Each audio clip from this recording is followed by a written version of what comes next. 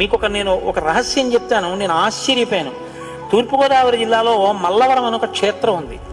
అక్కడ సుబ్రహ్మణ్యుడు, ప్రత్యక్ష సుబ్రహ్మణ్యుడు, ఇంతలా పాము కోనేటిలో స్నానం చేసి శివలింగాన్ని చుట్టుకుని ఉంటుంది.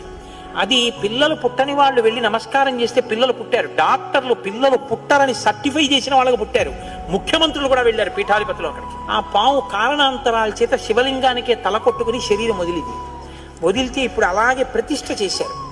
అక్కడ నేను ఆశ్చర్యపోయింది ఏంటంటే, నాకు ఆ దేవస్థానం ధర్మకర్త ఒక ఆయన వచ్చి ఒకసారి ఓ మాట చెప్పారు. బిడ్డలు పుట్టరు అని డాక్టర్లు చెప్పేసినటువంటి వాళ్ళు సుబ్రహ్మణ్య షష్ఠి నాడు ఈ దేవాలయం వెనకాల పడుకుంటారు, వచ్చి బోర్లా పడుకుంటారు ఆడవాళ్ళు. వాళ్ళకి కునుకు పడుతుంది, కునుకు పడ్డాక లేపేస్తాం. ఆ మరుసటి సంవత్సరం వాళ్ళు పసిపిల్లల్ని పట్టుకుని వస్తారండి అని చెప్పారు.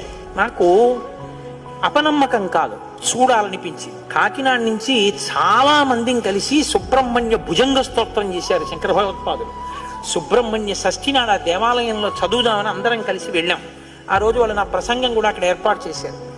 మీరు నమ్మరు, నేను తెల్లబోయానండి.